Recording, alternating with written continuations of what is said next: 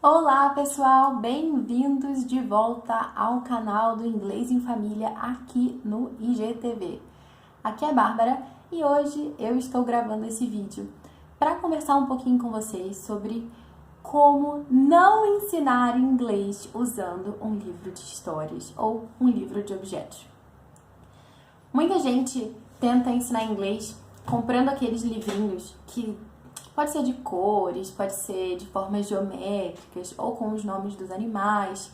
E basicamente o livrinho tem aquele formato, né? Você abre o livro e, sei lá, por exemplo, suponha que o livro seja de cores, né? Então tem aquela página vermelha e tem escrito assim, red.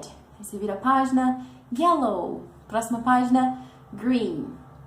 Legal, estamos apresentando ali o vocabulário das cores para os nossos filhos. Mas qual é o problema desse tipo de livro?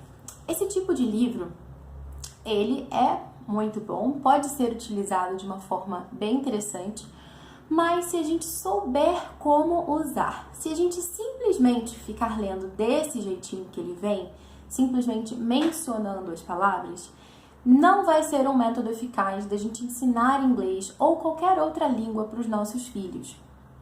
Por quê? Pense, por exemplo, numa criancinha, num bebezinho que nasce, né? As crianças, elas não aprendem a falar por palavras. É claro que o bebezinho, quando ele nasce, ele começa por palavras, né? Ele fala mamãe, ele fala papá. Mas, se você perceber, ele não está sendo exposto a palavras soltas. Ele está sendo exposto a frases. Frases que estão acima da capacidade dele de falar. É claro, ele escuta muitas frases, muitas horas por dia, exceto quando ele está dormindo. Mas depois ele começa a falar uma palavra, depois outra, começa a combinar essas palavras, até que lá para os 2, 3 anos ele já começa a formar as suas frases. Então, se a gente olhar para essa criança de 3 anos, né, tem uma citação que eu queria compartilhar com vocês, que é do Hans Faguan, que ele diz assim: a criança de 3 anos, né, conquista e assimila a língua materna não palavra por palavra, mas expressão por expressão, frase por frase. Qual é o problema, então, dessa abordagem dos livros das palavras únicas, né?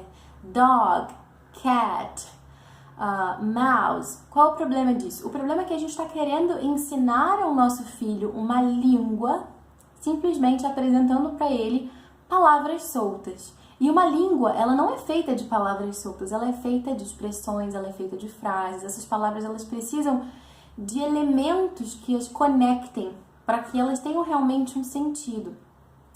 Então, eu queria fazer esse vídeo hoje para vocês para dar algumas dicas, né? Porque não adianta só falar, né? Não faça isso. Mas então faça o quê, né?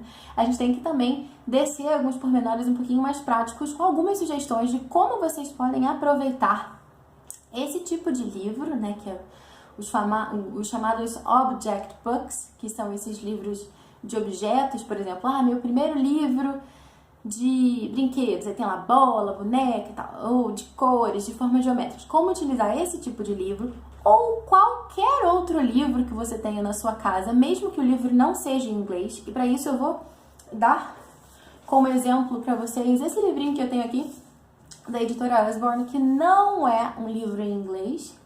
Claro, ele é uma tradução, mas esse daqui que eu tenho, ele tá em português, é o livro da orquestra.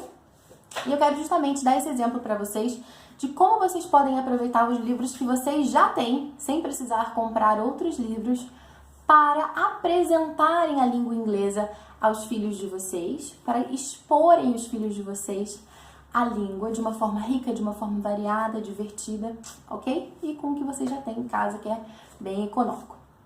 Então, o que a gente vai fazer? A gente tem aqui esse livro. Eu não vou ler a história desse livro, porque ela está em português, certo? Mas eu posso aproveitar as gravuras que eu tenho aqui nesse livro para apresentar o vocabulário para o meu filho. Então, pode ser com livros de histórias, pode ser com os livros de objetos, ou de animais, ou formas geométricas, enfim, como for. E o que a gente vai fazer? A gente vai mostrar para o nosso filho a gravura e, a princípio, a gente vai introduzir esse vocabulário. O que a gente vai fazer? A gente vai apontar e vai dizer: This is a bear. This is a bear. This is a dog. This is a zebra.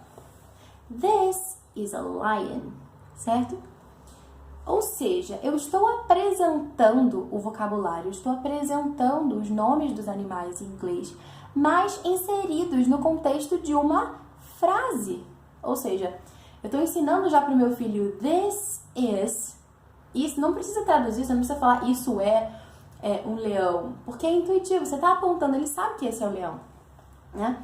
E você pode, inclusive, acrescentar outras frases, por exemplo, dependendo do seu vocabulário, você pode também dar uma procurada na internet. Por exemplo, the lion is playing a violin. The lion is playing a violin. Sim? E você fica mais ou menos uma semana apresentando o vocabulário desse jeitinho para o seu filho. Na próxima semana, você já pode começar a fazer algumas perguntas, também em inglês, para que ele diga para você onde estão determinados elementos aqui. Então, por exemplo, você poderia dizer... Where is the bear? Where is the bear? Where is the violin? Where is the violin? Who is playing the violin? Is the zebra playing a violin? No. Is the dog playing a violin? No. Who's playing a violin? The lion is playing a violin. Sim?